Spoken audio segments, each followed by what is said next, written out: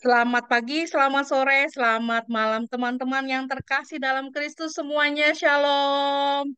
Selamat berjumpa kembali bersama-sama dengan kami dari PDK Maria Bunda Allah. Senang sekali pada hari ini kita boleh bersama-sama berkumpul kembali untuk bersama-sama belajar kembali tentang iman kita, terutama tentang kasih Allah yang luar biasa lewat kerahimannya. Dan kita akan kembali bersama-sama dengan Romo Om Pilatus. Selamat datang kembali Romo di acara bersama-sama dengan kami pada Selamat hari pagi, ini. selamat siang, selamat malam. Sangat diberkati Pak Hendi, Ibu Riana, dan Ibu Riana disebut-sebut namanya dalam WA saya. Karena Ibu Riana memperkenalkan kebaikan Tuhan kepada banyak orang. Di WhatsApp saya Amin. selalu ada, Romo kami mendengar pengajaran bersama Ibu Riana di Amerika. Saya katakan ya kontak beliau. Dan itu jangan lupa sabar menantikan banyak WhatsApp, kiriman pesan untuk Ibu Riana dan Kak Endi. Terima kasih. Silakan. Iya, terima kasih Romo. Dan baik, pada hari ini kita akan berbicara tentang kerahiman ilahi. Tuhan memanggil kita semua, dan kita semua punya pilihan untuk menanggapi panggilan Tuhan atau tidak. Dan Tuhan memanggil kita semua untuk taat dan setia kepada Dia. Nah, sebelum mulai kita acara, saya lupa. Ini ada satu yang lagi toel-toel. Kenapa lagi Noel-Noel gitu ya? Acara belum mulai, acara belum selesai udah Noel-Noel. Baik, sebelum kita mulai acara kita pada hari ini, kita akan bersama-sama um, mohon kehadiran Roh Kudus. Kita akan berdoa bersama-sama dan mari teman-teman kita tundukkan kepala, kita mohon kehadiran Roh Kudus di tengah-tengah kita agar acara kita bisa berjalan dengan baik dan lancar. Dan mari kita tumpangkan tangan untuk Romo yuk. Kita tumpangkan tangan untuk Romo biar uh, Tuhan mengurapi Romo dengan kuat kuasa Roh Kudusnya. Dalam nama Bapa dan Putra dan Roh Kudus. Amin. Kembali kami datang ke hadirat-Mu ya Bapa yang Maha Kasih. Terima kasih Bapa untuk semua berkat kasih kebaikan yang Engkau berikan kepada kami Bapa. Satu minggu sudah Engkau sudah menyertai kehidupan kami. Dan begitu banyak berkat-berkat yang boleh kami terima daripadamu Bapa. Terima kasih. Terima kasih Bapa kalau pada hari ini kami masih boleh ada di sini. Terima kasih Bapa untuk kesempatan, untuk nafas kehidupan, untuk kebaikan-Mu, untuk kesehatan, untuk orang-orang yang kami cinta yang masih ada di sekitar kami sampai saat ini Bapa. Terima kasih. Dan Bapa yang Maha Kasih, kami bersyukur dan berterima kasih Bapa untuk kesempatan kami boleh berkumpul kembali pada hari ini Bapa untuk sama-sama belajar bersama-sama dengan Romo Ompi. Bapa, biarlah boleh kau urapi pikiran, lidah, hati Romo, keberadaan Romo pada saat ini di tempatnya Bapa, biarlah kau urapi dia dengan kuat kuasa Roh Kudus-Mu, agar apapun yang Romo boleh sharingkan kepada kami pada hari ini Bapa, boleh sungguh menguatkan kami, mengingatkan kepada kami Bapa, akan cintamu yang begitu besar kepada kami sehabis-habisnya Bapa, dan Engkau yang terus menyertai kami sampai akhir nanti. Dan Bapa yang Maha Kasih, biarlah Bapa lewat Romo Ompi kami boleh dikuatkan Bapa. Berkati Romo Bapa dengan segala keterbatasan Romo, dengan segala apa yang ada Bapa, biarlah Romo boleh menjadi alatmu Bapa untuk sungguh mewartakan kabar kerahiman ilahi yang Engkau ingin sampaikan kepada kami hari ini Bapa. Beracaralah Bapa dari awal hingga akhir nanti Bapa dan Kau boleh kuduskan semua alat-alat yang kami pakai pada hari ini agar segala sesuatu bisa berjalan dengan baik dan lancar. Kami persembahkan acara kami dalam tangan kasih-Mu dengan perantaraan Yesus Kristus Putramu yang tunggal Tuhan dan pengantara kami. Amin. Dalam nama Amin. Bapa dan Putra dan Roh Kudus. Amin. Amin. Silakan Romo. Ibu Riana, Pak Endi, dan keluarga besar PDK Santa Bunda Allah dan saudara-saudari yang nanti akan mendengar di YouTube karena rekaman yang selalu dibagikan. Terima kasih mereka menanti di YouTube pengajaran ini. Saya sangat berterima kasih Pak Endi dan Ibu Riana dan sahabat-sahabat yang sangat diberkati Tuhan. Saya ingin sharing pengalaman. Minggu yang lalu saya menceritakan pengalaman satu orang, satu keluarga yang menanam cabai. Tadi malam dia memberitahu saya, menginformasikan kepada saya, Romo, terima kasih atas semua yang Romo sampaikan pada saya. Dia lalu berdoa koron atas kebunnya. Dan dia berkata, Romo, saya menerima banyak keajaiban, terutama tiba-tiba cabai yang rusak itu semua berubah menjadi baik. Saya katakan, Anda yakin dengan itu?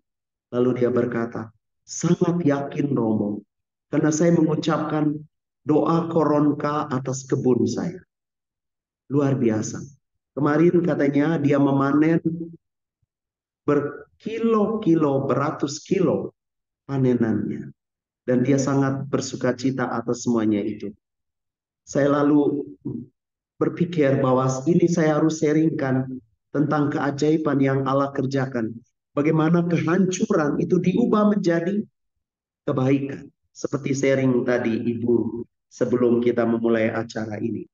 Baik, saya mulai. Bu Riana, Pak Endi, dan sahabat-sahabat Tuhan. Kerahiman Tuhan ini kata yang sangat populer, apalagi ketika seorang suster yang sederhana dari Polandia, Santa Faustina, memperkenalkan bagaimana mempraktekkan belas kasihan itu secara nyata dalam keseharian hidup kita. Dan yang mengagumkan, pada tahun 1981, Paus Yohanes Paulus II, sekarang menjadi Santo John Paul II, memaklumkan ensiklik mengenai Allah yang Maha Rahim, Dives in Misericordia, kaya dalam belas kasihan. Ensiklik ini tidak menyebut Santa Faustina di dalamnya, tetapi di dalam ensiklik ini dibahas tentang belas kasihan Tuhan yang diagungkan oleh para penulis kitab suci, baik perjanjian lama maupun perjanjian baru. Apa yang menarik ini dari sharing saya? Apa itu kerahiman Tuhan yang saya alami? Kerahiman Tuhan adalah kita ini masih berdosa, tetapi tetap dicintai oleh Allah. Kita masih berdosa, tetapi dicintai.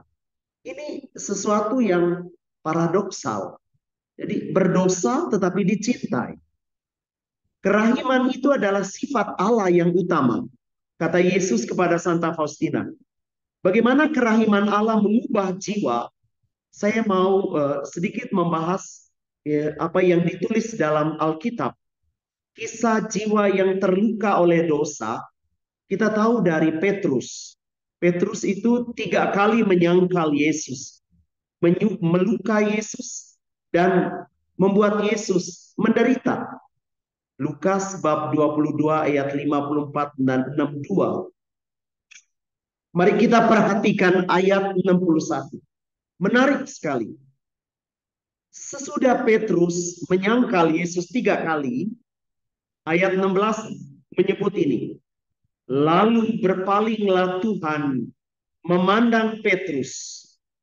Maka teringatlah Petrus bahwa Tuhan berkata kepadanya, sebelum ayam berkokok pada hari ini 3 kali, engkau bukan 3 kali berkokok, engkau telah 3 kali menyangkal aku. Mari kita cermati kalimat sabda Tuhan ini. Tuhan memandang Petrus. Memandang Petrus. Ini mata penuh kerahiman. Penuh kerahiman membuat dia menangis dengan sedihnya. Pandangan mata Tuhan mengembalikan Petrus kepada Tuhan. Itulah karya baik Tuhan di dalam diri kita. Saya ingat selalu kalau saya jatuh di dalam dosa, dosa pikiran, tadi bagus Ibu Riana mengajak kita berdoa bersama, mendoakan pikiran kita, roh-roh agamawi, roh-roh yang bekerja di dalam pikiran dan perasaan kita. Santo Agustinus mengatakan ini, Tuhan membenci dosa, tapi dia mencintai pendosa. Itu berarti kelemahan manusiawi kita tidak menghalangi Tuhan untuk mencintai dan melayani kita. Ini kalimat yang perlu kita tanamkan di dalam pikiran kita dan perasaan hidup kita. Dosa tidak membatalkan rahmat Allah. Bahkan Rasul Paulus berkata dalam suratnya kepada umat di Roma, di mana dosa bertambah banyak, di sana rahmat Allah berlimpah. Itulah karya baik Tuhan. Itulah belas kasihan. Kerahiman itu nyata dalam pengorbanan Tuhan kita. Dia menderita bukan untuk dosa-dosanya. Yesus tidak berdosa. Tapi karena dia mengasihi kita yang berdosa. Sebab kita ini anak-anak Allah dan sahabat-sahabatnya. Kita menemukan kerahiman yang agung itu di dalam Yesus. Saudara-saudariku, Ibu Riana dan Pak Endi, kalau Alkitab kita itu hilang, maka ada satu ayat Alkitab yang tidak boleh hilang dalam pikiran kita. Apa itu? Yohanes 15:13. Tidak ada kasih yang besar daripada kasih seorang yang memberikan nyawanya untuk sahabat-sahabat. Itu kalimat Alkitab yang tidak boleh kita lupakan. Tidak ada kasih yang lebih besar dari kasih seorang yang memberikan nyawanya untuk sahabat-sahabatnya. Kita sangat mengharapkan kerahiman. Mengapa? Ini penting. Pertama, pada saat kita ditipu si penderitaan, biasanya hati kita ini yang ditulis oleh Santa Faustina. Yesus memberitahu bahwa pada saat sulit kita mudah sekali putus asa. Hopeless. Hilangnya harapan. Yang kedua, kita sangat sedih. Ibu Riana dan Pak Endi, sahabat-sahabat Tuhan, biasanya kalau kita ada masalah, pikiran kita terarah ke masalah itu, ke beban itu. Sesudah itu kita menjadi putus asa dan sedih. Perhatikan, pada saat sedih, kata Rasul Paulus, iblis itu datang menekan kita supaya kita terus menjadi orang yang sedih. Kedua, mengapa kita mengharapkan kerahiman Tuhan? Hati manusia itu mudah sekali memberontak. Ini hal yang harus kita pelajari. Orang-orang Israel ketika dibuang di Babilonia, sekarang namanya Irak, itu mereka melakukan 3 hal. Meratap, berkeluh kesah, merintih. Yesekiel bab 2 ayat 8 sampai 3 abad. Nanti kita temukan. Ada 3 hal yang sering kita buat dalam hidup. Ketika kita memberontak. Kalau di dalam hidup jiwa kita ada pemberontakan terhadap situasi atau orang tertentu, 3 hal akan kita lakukan. Meratap, berkeluh kesah, dan merintih. Dan apa yang luar biasa, Tuhan berkata, aku tetap mencintai engkau. Kita membutuhkan kerahiman karena Allah mengubah hati yang pahit menjadi manis. Dan itu pada saat kita mendoakan koronka kerahiman ilahi, pemberontakan itu disembuhkan. Kita menjadi lebih tenang. Dan biasanya pada saat memberontak, ini yang kita lakukan, menyalahkan Tuhan. Tuhan, kenapa saya ini baik-baik? Saya sudah memberi derma, saya sudah memberikan persembahan, saya sudah misa, saya sudah berdoa banyak, tapi kenapa saya gini? Kita mulai menyalahkan Tuhan dan marah kepada Tuhan. Saya sangat sering bertemu dengan orang-orang yang marah dengan Tuhan. Dan sesudah marah, pasti mereka akan melakukan ini. Menjauhkan diri dari Dia, akhirnya kecewa dan menolak Tuhan. Bandingkan orang-orang di Nazaret yang menolak Yesus. Kenapa? Karena mereka marah. Dan itu ketiga, kerahiman ilahi itu adalah obat untuk menyembuhkan kelemahan kita yang kita terima dari Ekaristi. obat yang menyembuhkan roh keputusasaan. Ibu Riana dan Pak Endi, sahabat-sahabat Tuhan, kalau kita membaca buku catatan harian Faustina, kita menemukan berulang-ulang disebut tentang roh keputusasaan. Putus asa itu menutup banyak pintu berkat. Dan iblis itu meniupkan roh kegelapan itu di dalam keluarga. Jadi Ibu Riana, saya sekarang memahami, syukurlah minggu depan kita bicara tentang keluarga, tentang pohon keluarga. Saya paham sekarang. Saya memberi contoh. Kalau ada salah satu anggota keluarga kita, itu ditimbusi oleh kegelapan, terutama roh keputusasaan. Roh itu akan terus aktif bekerja dan membuat kehidupan keluarga itu rusak. Jadi, dosa itu bersifat sosial, memengaruhi orang-orang lain. Dan itu, saya mengundang keluarga-keluarga yang mendengarkan pengajaran ini, berdoalah koronka.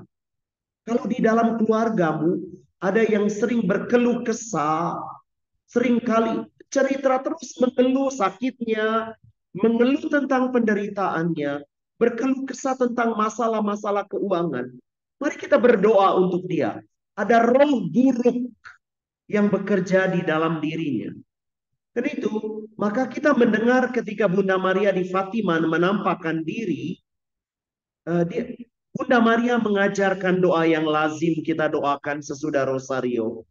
Yesus yang maha baik, ampunilah dosa kami, selamatkan kami dari api neraka, antar semua jiwa ke dalam surga, terutama mereka yang membutuhkan kerahiman-Mu. Kerahiman. Kenapa? Roh putus asa itu bekerja. Saya mau menceritakan ini. Misalnya, kalau Pak Endi sedang berasa tidak enak, itu mempengaruhi Bu Riana. Dan mempengaruhi keluarga Pak Endi juga. Karena roh itu menular. Alangkah baiknya. Roh yang baik itu kita terus tularkan kepada orang. Betapa mengagumkan buku catatan harian Faustina, seorang mistikus zaman modern.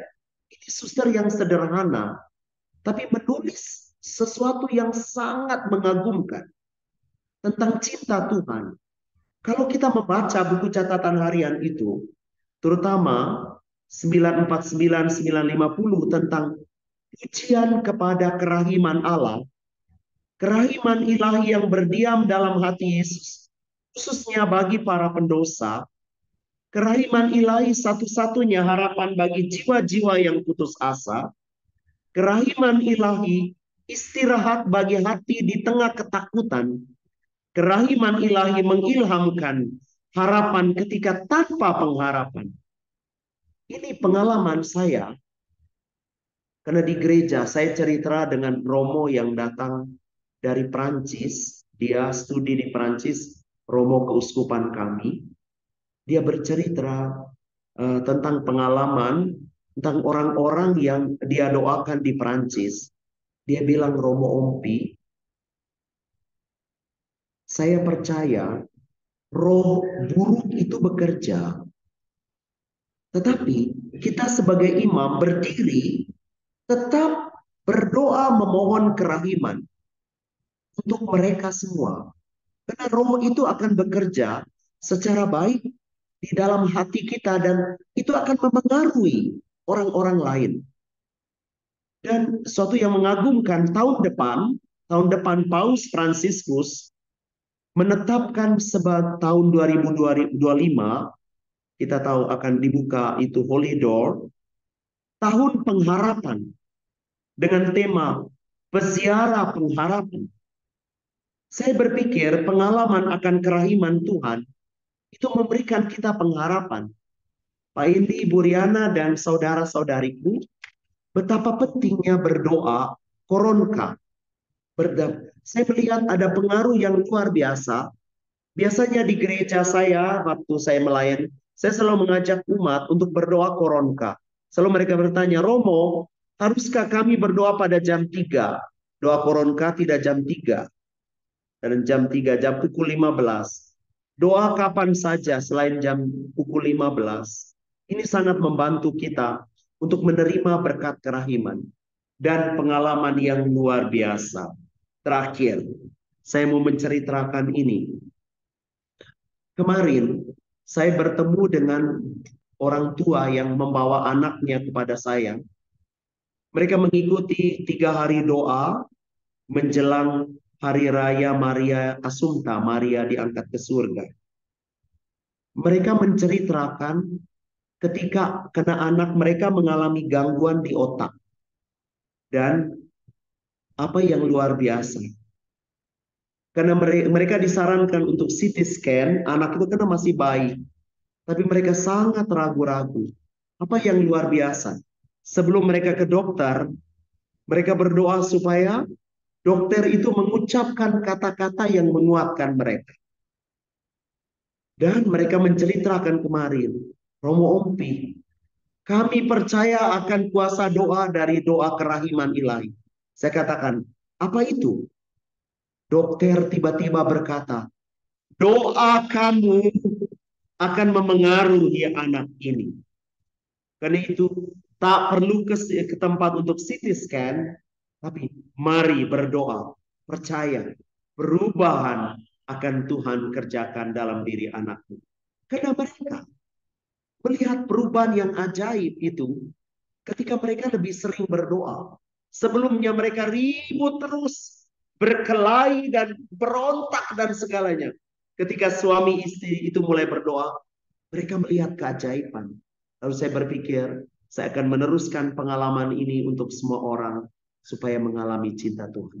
Terima kasih Ibu Riana dan Pak Endi, sahabat-sahabat Tuhan, Cik Grace di belakang layar. Terima kasih untuk semua kasihnya. Dan orang menanti ini sudah ada WA, katakan kami Romo sedang kerja tapi boleh mendengar di YouTube. Oke, saya sampaikan ke Ibu Riana dan Pak Endi. Terima kasih, Tuhan memberkati. Terima kasih Romo. Um, Seperti biasa, singkat, padat, dan berisi. Baik Romo, tadi Romo udah ngomong tentang kerahiman ilahi ya. Uh, Banyaknya roh-roh yang ada di sekitar kita. Dan saya kemarin itu pas lagi, ini orang pertama yang diserang pasti yang mau ngadain acara dulu nih. Pasti. Seperti biasa, itu ya seperti biasa. Jadi em, apa namanya? Ya saya memang lagi banyak project baru yang saya lagi mau kerjain. Dan biasa kalau yang namanya project-project untuk Tuhan, pasti iblis nggak seneng gitu ya. Dan dia selalu bekerja lewat pikiran, lewat perasaan, lewat keinginan, lewat jiwa kita nih. Jiwa yang begitu rapuh dan gampang untuk dimasukin, gampang dipengaruhi. Karenanya saya selalu mengingatkan diri saya sendiri, jaga jiwamu, jaga jiwamu. Pikiran, hati, keinginan, dan perasaan kamu jangan sampai gampang dipengaruhi. Karena ketika kita kesel, ada buntutnya. Ketika kita marah, pasti ada buntutnya. Ketika kita berasa, aduh, feeling so low gitu ya, pasti juga ada buntutnya. Jadi kita amat sangat harus menjaga. Makanya kenapa saya juga jadi diingatkan akan Filipi 4, Romo. Filipi 4 ayat 8.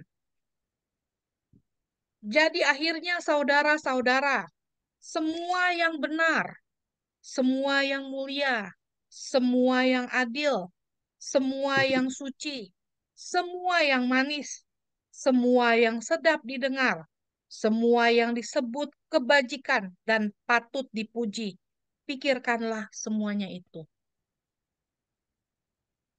Kita terkadang banyak pikiran-pikiran yang negatif, yang membuat kita jatuh, yang membuat kita jauh dari Tuhan. Dan itu semua kerjanya iblis. Karena iblis selalu kepengen menjatuhkan kita. Dan dia yang selalu seperti singa mengaum-ngaum ada di sekitar kita yang mau menghancurkan kita lewat negativity. semua pikiran-pikiran negatif yang ada di dalam otak kita yang sepitil ini, tuh ya, tapi very powerful.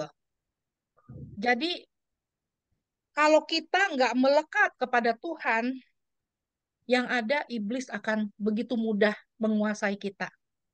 Karenanya tadi kita lagi ngobrol soal kesetanan.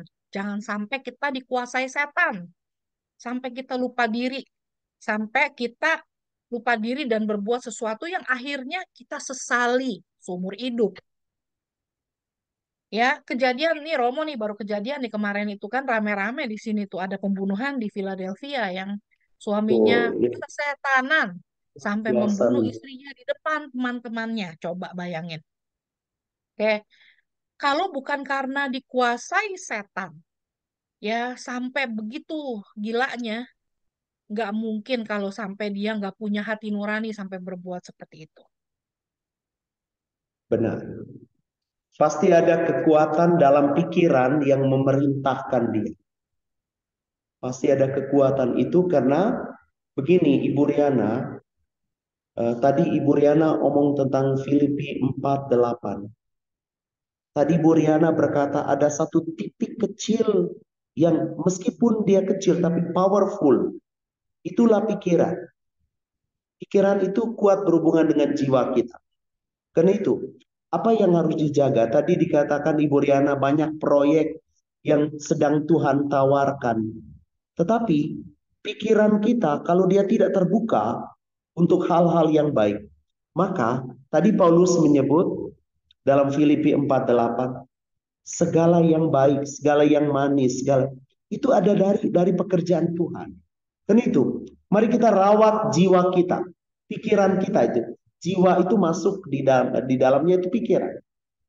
Jiwa kita tadi Bu Riana diberi asup makanan, yaitu doa-doa kita. Ekaristi. Mengagumkan, kenapa? Jika pikiran itu sudah diubah lebih baik ke arah yang baik, segalanya jadi baik. Segalanya jadi baik. Silakan Ibu Riana menceritakan apa yang terjadi di Philadelphia. Philadelphia. Ya, nah jadi, aduh, amat sangat sedih sih datang jauh-jauh dari Indonesia ke Amerika Indonesia. ya untuk mencari kehidupan di sini. Dan Romo tahu sendiri kehidupan di Amerika itu nggak mudah, berat, keras, ya. Dan apa namanya kita tuh kerja benar-benar amat sangat capek. Kalau yang namanya di Indonesia capek, di sini benar-benar baru tahu apa artinya capek. Ya, ya Luar benar. biasa, capek berat banget gitu ya. Ketika kita harus kerja berdiri 8 jam, sungguh 8 jam kita berdiri loh. Nggak pakai Hmm. acara duduk loh ya. Dan 8 jam itu berarti kita 8 jam kalau jalan itu benar-benar kita jalan 8 jam nggak berhenti. Tuh ya, jadi jangan bilang kalau kerja di Amerika mudah, betul. Memang dapat duitnya dolar, oke. Tapi oke, tuh. Grace udah bilang 10 jam dia kerja, bayangin coba. Ya, Ya. mesti bawa truk besar coba. Jadi bukan hal yang mudah ya, amat sangat berat. Jadi ketika orang nggak siap untuk datang ke Amerika dan kaget melihat pekerjaan yang ternyata begitu berat, kadang-kadang nggak kuat Romo. Dan lagi, bukan cuma sekedar itu. Biaya hidup mahal, rent mahal, makanan mahal. Ya, dan gaya hidup. Kalau kita tinggal di sini dan mengikuti gaya hidup di Amerika yang kayak seperti ini, yang ada kita akan benar-benar hilang.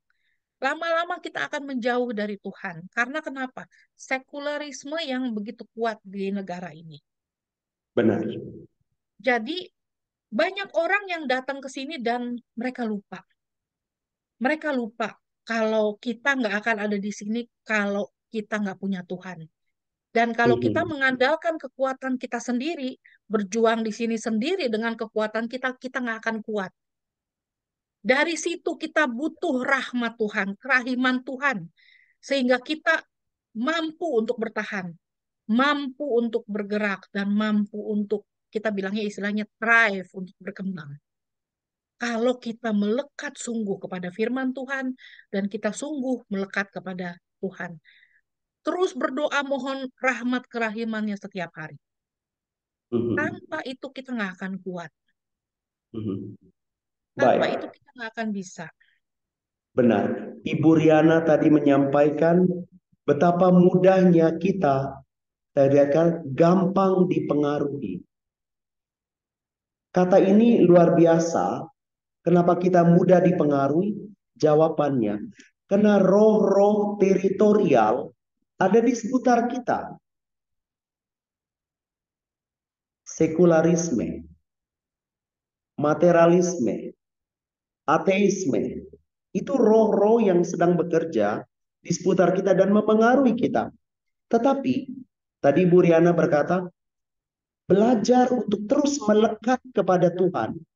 Ini hal yang utama.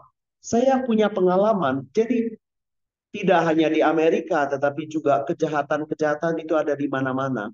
Tentang pengalaman berhubungan dengan pikiran. Kalau satu orang berpikir buruk, dan tidak ada orang yang mengimbangi dia, itu pengaruhnya akan terus menyusup masuk di dalam kehidupan. Apalagi kalau itu terjadi di dalam keluarga.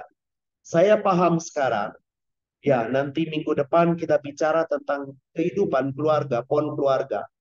Bahwa, oke, orang tua kita mungkin buruk keadaannya. Potensi buruk itu, hal yang buruk itu bisa ditularkan, tetapi bisa dibatalkan. Ini yang penting. Bahwa segalanya sesuatu. Saya memberi contoh.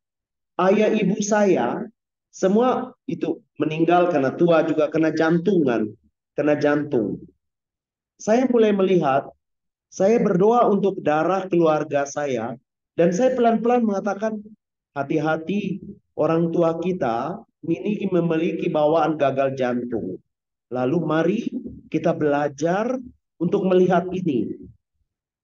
Ganti pola hidup, ganti pola pikir, ganti pola makan.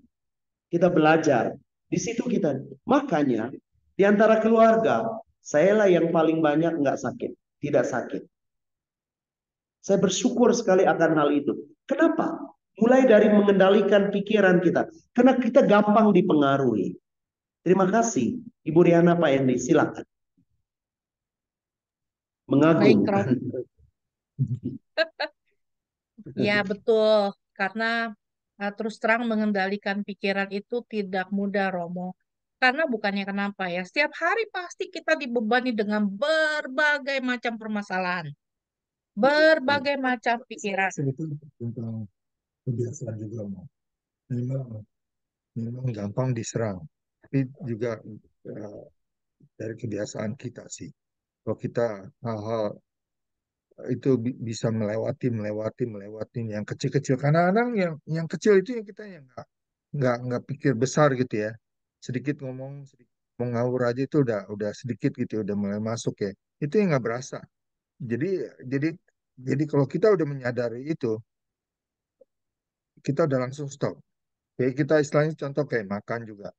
Kita tahu kalau makan itu ya istilahnya mungkin baik yang suka makan cabai, yang nggak bisa makan cabai sakit perut atau gimana. Kita atau makan yang nggak mesti kita makan gitu ya. Yang di yang yang kurang bagus buat kesehatan kita. Itu kalau kita menyadari itu, kita mesti disiplin kita sendiri. Memang tidak mudah. Ngomongnya gampang tapi tidak mudah memang. Tapi kalau kita berdisiplin itu ya kan membantu sih. Ya, sebenarnya sih, Romo, kuncinya adalah Semoga. kata-kata Yesus. Ketika kamu mau mengikuti aku, Hmm. kamu harus menyangkal diri, Nyangkal diri. ya, memikul salib setiap hari dan mengikuti dia. Menyangkal diri itu sesuatu hal yang amat sangat tidak mudah. Karena yang kita lawan diri kita sendiri, keinginan kita sendiri. Ya, sama seperti contoh Romo, gampang deh. Penyakit kanker. Sampai hari Iya, ini belum ada obatnya, Romo. Karena kenapa? Yang betul. kita lawan adalah penyakit yang amat sangat mengenal kita. Dan dia tahu kelemahan kita ada di mana. Dia grogotin sehabis-habisnya sampai kita habis. Seperti itu juga. Kita harus menyangkal diri kita. Ya, menahan supaya si kanker itu tidak menggerogoti kita. Mematikan jiwa kita. Dan penyangkalan diri itu membutuhkan rahmat Tuhan, sehingga kita bisa melakukannya dengan baik. Dengan kekuatan kita sendiri nggak akan mudah, nggak akan bisa, tapi nggak mudah. Tapi dengan rahmat Tuhan, semua nggak ada yang nggak bisa. Cuma problemnya adalah kita terkadang mengandalkan kekuatan kita sendiri, Romo. Kita kurang Benar, mengandalkan Tuhan. benar sekali. Oke, bagus sekali omong tentang penyangkalan diri. Tadi Pak Endi berkata tentang apakah kita menyadari titik awal menyangkal diri adalah apakah kita menyadari bahwa ada sesuatu penyakit di dalam diri kita yang sulit kita kendalikan. Karena itu bagus sekali kalau kita mendengar penjelasan dari Santo Ignatius Loyola tentang kontra agere, berbuat sesuatu yang berlawanan. Contoh, kita ada cancer di dalam tubuh. Saya selalu mengajak orang yang kena cancer, coba pikirkan bahwa umur panjang itu bisa diberikan oleh Tuhan. Tetapi apa yang harus dia lakukan? Melawan melawan kecemasan dan ketakutan. Ini berat. Ini sangat berat. Tapi ketika dia menyadari bahwa dia cemas, dia takut, dan dia mulai berdoa. Tadi Ibu Riana berkata, mari andalkan Tuhan, berpegang pada Tuhan, tinggal di dalam Tuhan. Memang ini kata-kata yang mudah, yang seringkali kita ucapkan, tetapi sulit untuk kita laksanakan. Karena kita terus mengalami ruminasi, berputar-putar di dalam diri kita dan kita sulit keluar dari sana. Terima kasih. Ya. Nah, ya betul banget Romo. Kita tuh sering berputar-putar dengan diri kita sendiri sampai kita sendiri pusing. Ya. Ya, Sungguh. kita yang terlalu ribet dan rumet dalam menjalani kehidupan kita. Padahal Tuhan mau kita hidupnya simpel-simpel aja. Banyak bersyukur. Bersyukur atas segala peristiwa. Bersyukur atas segala perkara. Kita mau selalu menjadi orang-orang yang positif. Kita mau seperti Bunda Maria yang selalu mau taat dan setia dalam perjalanan kehidupan yang nggak mudah ya, dan kita mau sabar, diem dan ngalah, itu yang nggak gampang gitu ya. Sabar, diem dan ngalah. Ada kata-kata jimat yang susah. Aduh. Gitu ya. Dan Saya menyimak hal ini. Tadi Ibu Riana bicara tentang Bunda Maria dan Yesus mengajak kita untuk jadi seperti anak kecil, childlike, bukan childish, childlike. Jadi seperti anak kecil, mungkin ini ya. Tadi Pak Endi ulang-ulang omong tentang kesadaran di dalam diri kita. Pertama-tama, Bunda Maria itu sadar bahwa kata-kata dari anaknya itu kalau kita melihat secara manusiawi mungkin sakit itu ya.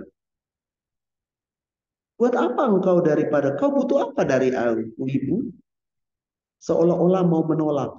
Tapi kalau kalimat ini direnungkan di dalam dia, disadari, jadi perkataan-perkataan negatif di dalam keluarga, kalau kita merenungkannya dan mendoakannya, bahasa Alkitab, Maria menyimpan perkara itu di dalam hati. Itu adalah doa. Berdoa, pray. Jadi meletakkan itu di dalam tangan Tuhan. Kita akan lebih banyak menyadari. Saya, ini pengalaman. Saya ketika perayaan Ekaristi, ini yang mengagumkan. Saya menyadari bahwa iblis bisa bekerja di dalam gereja. Dan Ibu Riana, Pak Endi, sahabat-sahabat Tuhan, yang paling sering terganggu, biasanya saya selalu tahu, pada saat saya membawakan homili yang penting, ada selalu anak yang berteriak atau mengganggu dan mata semua orang ke sana. Dan saya, tadi Ibu Riana bagus mengajak kita, saya selalu bicara dengan Yesus, turunlah dari altar ini, kendalikanlah anak itu. Dan apa yang mengagumkan Pak Endi dan Ibu Riana, pasti anak itu nanti setelah misa akan ketemu dengan saya. Bagaimana Tuhan berkarya. Dan selalu saya paham sekarang, anak-anak yang berteriak histeris pada saat misa dan mengganggu orang-orang lain, pasti ada luka di dalam rahim ibunya. Saat di dalam perut ibunya dia mengalami banyak pergulatan. Dan ternyata sangat sederhana. Untuk penyembuhan datang ke Yesus. Benar, ini benar, datang ke Yesus. Tidak ada pilihan lain, datang ke Yesus. Karena yang berhubungan dengan jiwa, kita tidak bisa menolong diri kita sendiri. Oke, kalau sakit fisik, kita bisa ke dokter, ke terapis, dan macam-macam. Tapi yang namanya jiwa kita, yang galau, yang bingung, yang kecewa, frustrasi, putus asa, harus ke Tuhan. Tidak ada pilihan lain. Keputusan yang terbaik. Terima kasih, Ibu Riana dan Pak Endi dan sahabat-sahabat Tuhan. Ngomong-ngomong soal sakit jiwa nih Romo ya. Begitu Ya, banyak orang yang sakit jiwa Romo. Dan benar ketika saya menyadari, kita lagi ngobrol-ngobrol, ketika saya menyadari orang sakit jiwa itu adalah orang yang kebanyakan pikiran, banyak benar, maunya, ya, benar, banyak keinginannya, banyak kekecewaannya, tapi benar. tidak bisa tercapai apa yang dia mau, akibatnya jadi sedikit error. Dan itu tertanam, Ibu Riana. Meskipun dari mulut dia berkata, no, no, saya tidak memikirkan itu. Tapi alam bawah sadar perasaannya itu simpan. Dan dia akan jadi sakit. Dia akan jadi sakit. Saya paham ini. Karena saya bertemu dengan banyak pasien yang misalnya mereka anxiety, insomnia, penyakit-penyakit yang eh, betul-betul kadang-kadang ya oke. Secara ilmu kedokteran itu bisa dijelaskan. Tapi saya mulai melihat sumber utamanya adalah cara berpikirnya. Tadi Bu Riana omong tentang Filipi bab 46. Pikirkan perkara yang di atas itu. Kalau kita berpikir tentang hal-hal yang di dunia, kita akan terluka, kecewa, dan frustrasi seumur hidup. Terima kasih. Iya, terima kasih Romo. Ya betul, Ah, teman-teman, perlu kita sadari. Ya, kalau apapun yang terjadi dalam kehidupan kita, mungkin juga ada pengaruhnya dari keluarga kita, orang tua kita, ya, keturunan-keturunan kita dulu, sehingga kita punya pikiran seperti ini, punya kejadian seperti ini. Karena itu, minggu depan kita akan bersama-sama dengan Romo membicarakan tentang kenali pohon keluarga kita. Hmm. Jadi, buat teman-teman yang tahu pohon keluarga teman-teman seperti apa, dibikin bagannya. Ya, saya, suami dari orang tua saya, kakek nenek, anak-anak, dibikin pohon keluarga masing-masing dan kenali ada masalah apa di dalam pohon keluarga kita. Ya, ya, ya. Ya, kita perlu mendoakan dan kita perlu tahu apa yang terjadi. Hmm. Karena ketika kita tahu apa yang terjadi, jadi kita bisa, oh ternyata ya ampun, ini ada roh bunuh diri yang ada di sini, atau ada roh perzinahan yang ada di sini, ada roh perdukunan yang ada di sini, ada roh ini dan ada roh itu. Berapa banyak roh yang akhirnya mengikuti dan turun-temurun ikut ke kita dan ke anak-anak kita. Ini kejadian benar, Romo, terjadi sama saya dan keluarga saya. Em, saya kapan waktu tuh sebelum mama saya sakit dan waktu pas mama sakit yang waktu kita belum tahu mama sakit apa. Itu waktu saya ikut acara misa dan setelah misa romonya memang mendoakan kita satu-satu. Ketika itu saya lagi bertanya sama Tuhan, Tuhan, tolong Tuhan kasih tahu saya, Tuhan, mama sakit apa? Tuh loh. Dan kau yang paling tahu Tuhan kesembuhan apa yang engkau bisa berikan kepada saya. Saya nggak pernah minta apa-apa. Saya cuma bilang, Tuhan kau yang tahu. Ya. Nah, terus waktu pas kita lagi ngobrol-ngobrol begitu juga, Andy bilang, dia bilang, saya lagi sedikit khawatir dengan pekerjaan saya. Ya sudah, Ya, oke. Kita nggak ngomong apa-apa sama Romonya, tapi Romonya datang dan mendoakan kita. Begitu Romonya mendoakan Andy, yang keluar dari kata-katanya dia adalah soal pekerjaannya dia. Dan saya bilang kita nggak cerita apa-apa loh. Terus saya sangat kaget dengernya. Saya bilang, wah, ini Romo punya karunia pengetahuan dari Tuhan. Ketika sampai di saya, dan Romo tersebut bilang, Tuhan, patahkan keturunan kanker yang ada di keluarga dia. Oh, saya langsung kaget. Saya bilang, loh, emang keluarga kita ada penyakit kanker? Saya nggak tahu. Itu loh, karena setahu saya, semua tante-tante saya, oma, opa saya meninggalnya karena jantung lah, karena kena stroke, dan yang lain-lain. Tapi saya nggak pernah dengar ada yang namanya kanker. Dan terus fathernya juga cerita tentang relasi saya dengan mama. Saya bilang, waduh, bener banget. Karena tuh waktu relasi kita tuh seperti Tom and Jerry, Romo. Oh. Kayak Tom and Jerry. Gitu ya. Terus udah gitu juga Romonya cerita tentang kerinduan saya untuk lebih dekat dengan Tuhan. Dan saya bilang, saya bersyukur kepada Tuhan kalau Tuhan berbaik hati untuk kasih tahu saya. Setelah kejadian itu, Romo, beberapa minggu setelah itu, betul saya tahu kalau memang ada kanker di keluarga saya. Ada 3 tante saya yang kena kanker, satu meninggal, dan belakangan adiknya Mama juga meninggal kena kanker, dan Mama juga meninggal karena kanker. Dan saat itu ketika Romonya bilang dipatahkan pohon keluarga, di situ cuma sampai di sini aja, nggak lanjut ke dia dan ke bawahnya. Dan saya bilang, saya bersyukur kepada Tuhan kalau kita tahu itu kita cepat patahkan, kita cepat beresin. Nah sekarang saya mengajak teman-teman untuk kenali apa yang ada di dalam keluarga teman-teman. Ya sadari kalau apa yang kita alami saat ini mungkin karena dosa keturunan, ya penyakit yang diturunkan yang kita minta sama Tuhan kita patahkan. Dan kita minta Tuhan dengan rahmat kerahimannya Tuhan pulihkan semua. Sehingga menjadi sesuatu yang baru. Sesuatu yang baik boleh kita teruskan, yang jahat kita patahkan. Jangan kita teruskan, karena itu kutuk. Dan kutuk itu bukan dari Tuhan. Ibu Riana, bagus sekali pembicaraan yang mengantar untuk pertemuan kita pekan depan.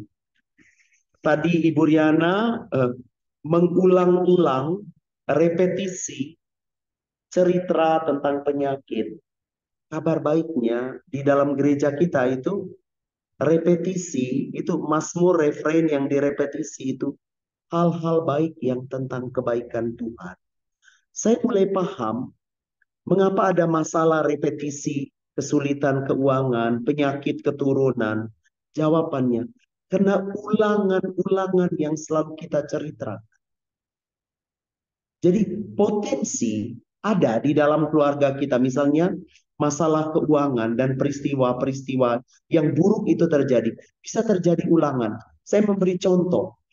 Kemarin itu ada seorang ibu datang bertemu dengan saya. Romo, kok saudara saya ini terancam 4 kali ditabrak. Selalu dia ditabrak terus 4 kali.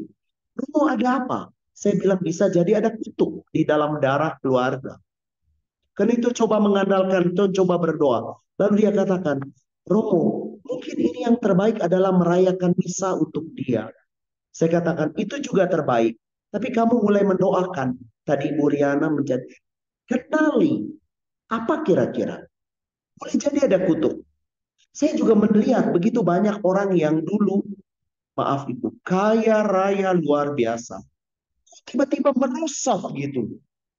Roh keluarga itu merosot dan hancur luar biasa. Ternyata apa ya? Saya jumpai ini ulangan kisah dari ibu. Ibu selalu berulang-ulang bercerita tentang hal-hal yang buruk di dalam keluarga. Maka benar dalam roh keluarga kita itu gampang terpengaruh. Bagus, Ibu Riana tadi mengajak kita dari dalam doa supaya mendoakan roh-roh yang sedang bekerja supaya kita kenali. Minggu depan kita dibantu untuk hal ini. Kan itu Pak Endi tadi minta kita untuk mendengar. Sadari, menyadari. Sadari apa yang sedang bekerja di dalam kehidupan kita. Terima kasih. Baik, Romo, dan semoga teman-teman bisa menceritakan ke teman-teman yang lain ya untuk kita menyadari kalau apapun yang masih mengikat kita, kehidupan kita, kok kenapa suka orang bilang, aduh hidup nih suek banget sih. Aduh dari dulu tuh masalah keuangan tidak selesai-selesai. Oh, dulu saya pernah alami, Romo. Dari mama Ya, permasalahan nggak selesai. Saya bilang, ini ya heran ya yang diributin tuh duit, problem terus gitu loh. Ini problem duit dari dulu, sekarang, dan selama-lamanya nggak selesai-selesai. Ribut cuman gara-gara uang, uang kurang, segala macam. Apa saya bilang, aduh Tuhan tolong. Sampai saya juga sempat, kita juga sempat kesulitan keuangan sampai saya bilang, Tuhan, kalau ini memang masalah keturunan, kalau ini memang ada kutu keturunan di sini, tolong dipatahkan Tuhan. Saya nggak mau terusin lagi. Karena capek gitu loh. Capek Romo ngurusin duit yang nggak selesai-selesai, udah gitu urusan duitnya kagak selesai-selesai, gali lubang tutup lubang lagi, gali lubang tutup lubang lagi, sampai saya bilang kapan mau selesai kayak begini. Sampai saya bilang Tuhan tolong bantu saya patahkan semua ya, apa yang apa yang memang mereka sudah alami, dosa-dosa kutu keturunan segala macam, tolong Tuhan dipatahkan. Jadi saya doakan pemulihan pohon keluarga, saya doakan pemulihan pohon keluarga, saya doakan semua uh, keturunan-keturunan yang ada. Dan satu-satu Tuhan perbaiki semua. Tuhan perbaiki semua. Biarpun sampai hari ini juga kita tetap ya, namanya juga hidup ya, Romo ya. Tapi Tuhan, rahmat Tuhan begitu luar biasa dalam kehidupan kita.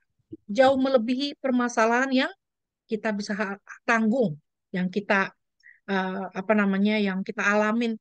Rahmat Tuhan jauh lebih besar daripada itu.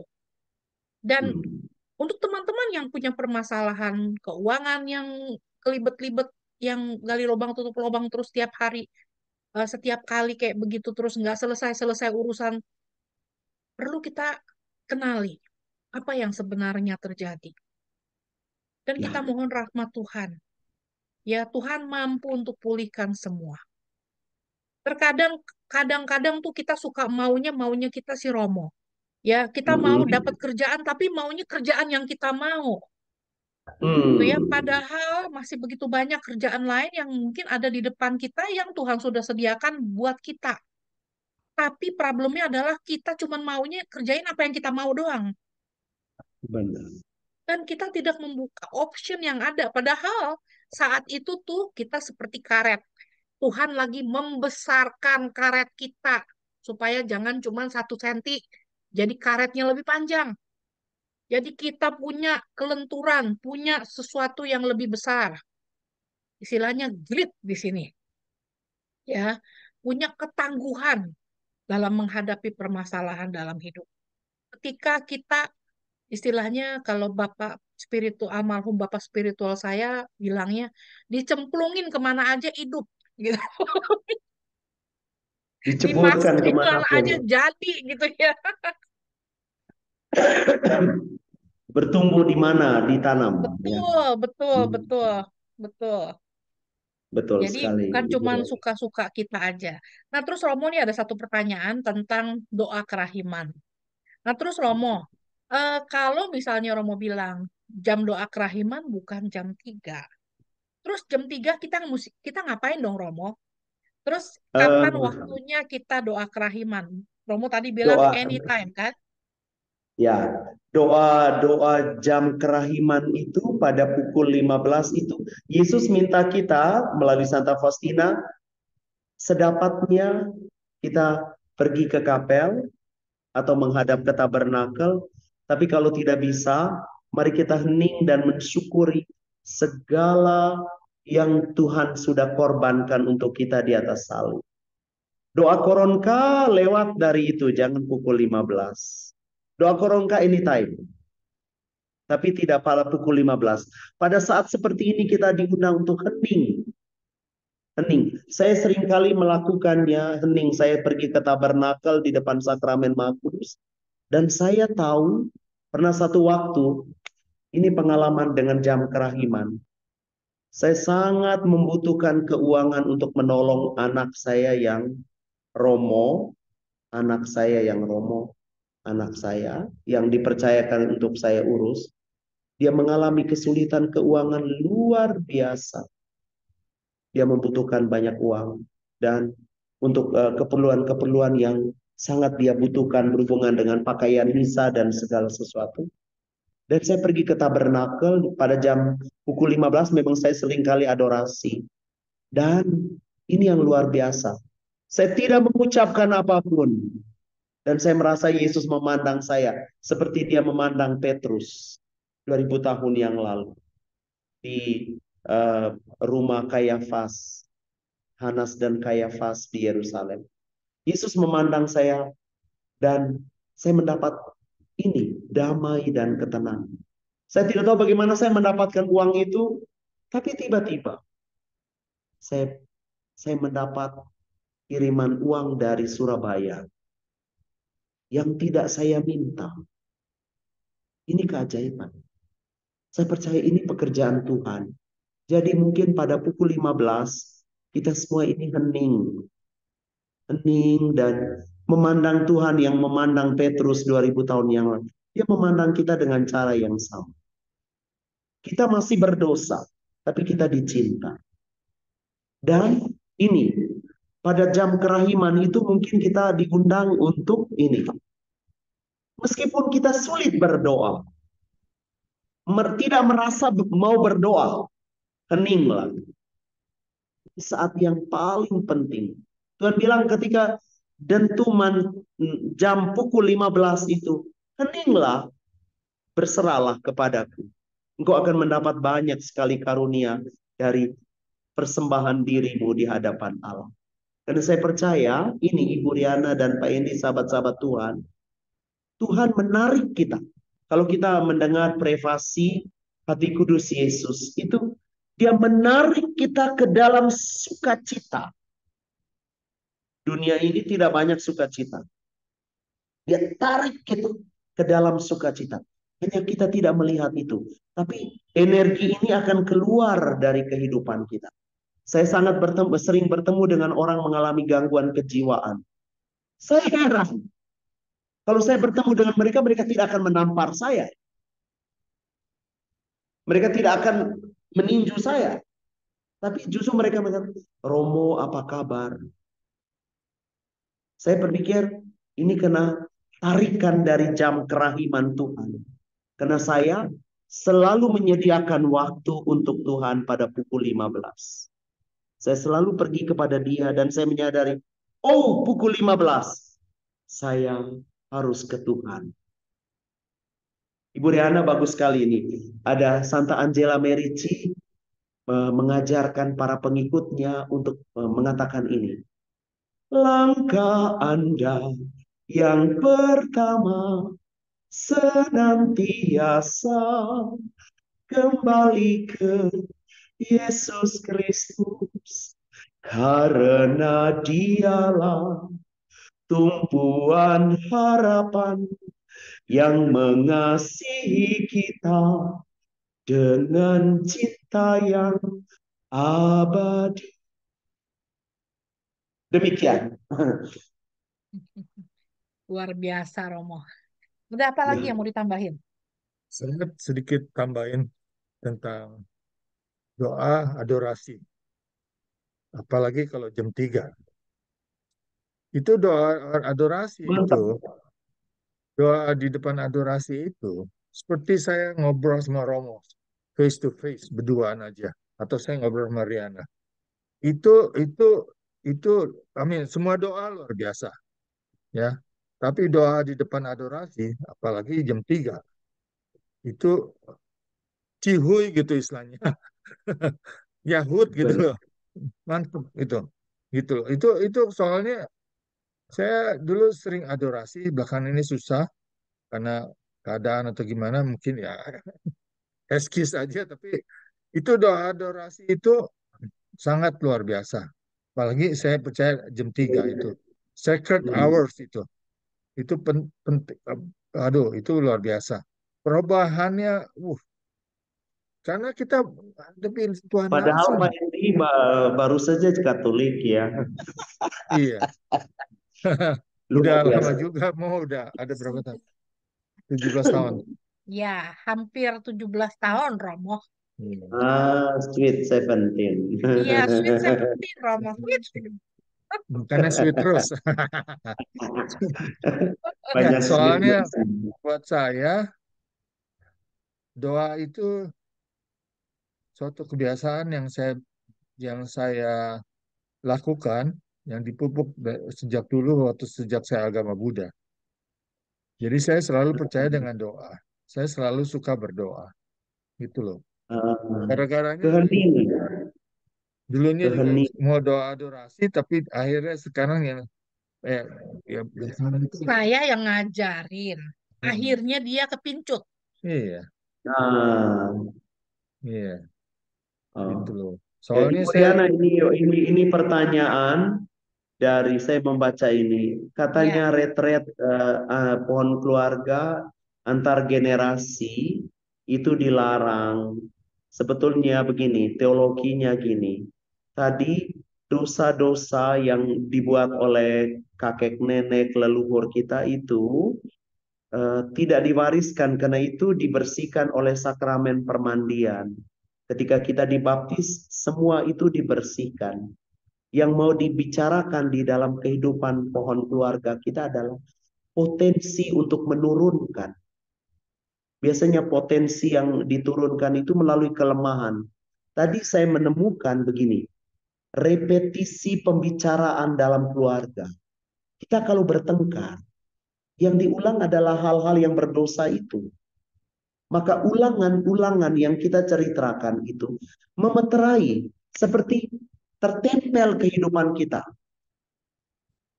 Ini yang harus didoakan, dipulihkan. Tadi Ibu Riana mengajak kita untuk kenali, kenali. Jadi kalau dikatakan oke, tentang pohon keluarga, hanya mau diluruskan teologinya bahwa pengaruh-pengaruh buruk dalam hidup kita itu memang kalau kita melihat bahwa potensi-potensi buruk itu bisa ditularkan. Bagaimana itu? Tadi Ibu Riana bahkan patahkan, bersihkan. Itu kekuatan doa mengalahkan itu. Dan saya percaya itu. Nah, contoh, seorang yang mengalami gangguan kejiwaan, itu potensi, misalnya ada darah keturunan kita, ada yang demikian. Ada potensi ditularkan. Tapi potensi ini akan melemah ketika kita mulai mematahkannya dalam doa kita. Terima kasih. di Amerika sendiri, Romo, di sini doa pohon keluarga masih terus berlangsung. Jadi nggak ada larangan, nggak ada apa-apa. Makanya waktu itu kita sempat dengar kalau di Indonesia telepon keluarga udah nggak ada, kita juga sempat bertanya-tanya, kenapa ya kok sampai ditiadakan? Padahal Mhm. banyak sekali em, ya banyak sekali keluarga-keluarga yang berantakan, yang potensial berantakan itu karena pohon keluarganya berantakan. Ya. Gitu ya. Jadi kalau saya sendiri tidak mengalami banyak peristiwa dalam kehidupan saya, mungkin saya tidak akan percaya. Tapi karena saya Hmm. banyak mengalami peristiwa dalam kehidupan saya dan eh, apa namanya puncaknya ketika saya Hmm. ketempelan roh jahat dan ternyata itu roh jahat yang dimiliki oleh kakek moyang saya yang berlanjut Hmm. ke saya. Nah, itu bukti nyata kalau ternyata kutu keturunan itu ada, dosa keturunan Benar, itu ada. untuk Ya, itu bekerja. jadi betul. Jadi kita harus kan kalau kita nggak patahkan, kita akan terus melanjutkan ke keturunan kita yang akan datang. Kesian anak-anak, nggak tahu apa-apa jadi ketiban pulung istilahnya. Ya, Betul. Ya, ya. Terima kasih. Ya. ya, baik teman-teman, kita akan melanjutkan percakapan kita minggu depan. Sebelum kita doa, saya akan sharing. Kalau yang butuh doa-doa, silakan menghubungi saya. Dan eh, bagi teman-teman yang terpanggil untuk memberikan persembahan kasih untuk Romo Ompi dan untuk karya Romo Ompi, pastinya banyak sekali orang-orang yang butuh dibantu lewat pelayanan Romo Ompi. Buat kita yang di Amerika, silahkan di sel ke saya, Riana, 650-580-3488. Dan buat yang di Indonesia, silahkan ditransfer langsung ke account Romo Ompi atas nama Olympius Lasmalatu, Bank Mandiri Cabang Ruteng dengan account number 1610000493009. 100% dari apa yang teman-teman berikan itu untuk Romo dan karya ministry Romo. Dan terima kasih atas kebaikan hati teman-teman semua. Tuhan Yesus memberkati. Terima kasih. Baik, Romo. Nah, sebelum kita akhiri acara kita pada hari ini, terima kasih teman-teman dan terima kasih Romo untuk waktunya, untuk kebersamaannya. Nggak bosan-bosan nih Romo, kita belajar bersama-sama dan kita Ibu sama-sama Riana, menimba Ibu ilmu. Riana, Ibu Riana, saya menyelah sedikit, saya interupsi. Ini banyak sekali yang WA kami akan, karena saya menaruh di status dan mereka minta di YouTube harus di ini. Kami menunggu di YouTube karena waktu dan segala sesuatu. Karena itu eh, luar biasa ini linknya Ibu Riana akan terus diminati. Ini pekerjaan Tuhan. Jadi jangan jangan berhenti meneruskan kebaikan. Ada satu lagu di dalam lagu Katolik itu. Pergilah ke sudut-sudut hati, nyanyikanlah imanmu. Pergi. Jadi Ibu Riana dan Pak Endi dan sahabat-sahabat PDK Santa Bunda Allah sudah pergi ke sudut hati dan menyanyikan lagu iman. Ini yang sudah kita lakukan. Terima kasih. Terima kasih Romo, terima kasih teman-teman, dan terima kasih untuk teman-teman yang sudah um, menonton dan sudah subscribe di channel PDK Maria Bunda Allah. Saat ini kita punya hampir 16.000 subscriber yang ada dari mana-mana. Dan yang lebih amazing lagi Romo ketika saya lagi cek dan saya lihat dari 4 tahun kita beracara Romo, sudah lebih dari 1 juta orang yang sudah menonton video-video kita. Bayangkan 1 juta orang, bukan jumlah yang sedikit. Ya, Ya, dan semoga sekian banyak orang tersebut bisa merasakan kasih Tuhan dalam kehidupan mereka. Bisa merasakan kalau Tuhan kita Allah yang sungguh hidup, bukan Allah yang amin. mati. Dan Allah yang Benar. senantiasa mencintai dan terus mencintai pada saat kita masih berdosa. Dan saya bersyukur kepada Tuhan untuk kesempatan yang Tuhan berikan kepada kita untuk boleh melayani. Dan seperti tadi saya cerita ke Romo, saya banyak proyek. Nah, salah satu proyek yang saya lagi masak saat ini adalah kita mau membesarkan sayap PDK Maria Bunda Allah bukan cuma ke viewer orang Indonesia. Jadi saya akan mulai buka viewer dalam bahasa Inggris untuk orang-orang lokal di sini. Tuh ya, karena mereka juga pada tanya, Riana bikin dong yang bahasa Inggris, jadi kita bisa nonton, kita bisa ikutan. Jadi saya akan bikin video singkat percakapan saya dengan orang-orang yang memang saya udah pilih, yang bersedia untuk menjadi pembicara. Jadi saya akan membahas sedikit-sedikit tentang topik-topik yang kita perlu tahu sebagai orang Katolik. Dan itu proyek yang saya lagi Luar kerjakan. biasa. Luar biasa. Kalau ya, karena saya punya kerinduan Romo kalau semakin banyak orang bisa mengenal iman kekatolikan mereka dan bangga menjadi orang Katolik dan punya relasi pribadi dengan Tuhan dan punya Nah, pengalaman pribadi dengan Tuhan. itu yang sangat diharapkan. Terima kasih Bu Riana, ini kata mereka. Terima kasih Bu Riana. Terima kasih Pak Indi, ini dikatakan. Kamu sudah membawa kami kepada Tuhan di WA saya. Syukur kepada Tuhan. Baik Romo, Ya. kita akan mengakhiri acara kita pada hari ini dan sampai kita berjumpa kembali minggu depan. Dan sebelum kita akhiri acara kita, mari kita mohon berkat dan doa dari Romo Ompi. Silakan Romo. Sahabat-sahabat Tuhan, marilah kita berdoa saat ini.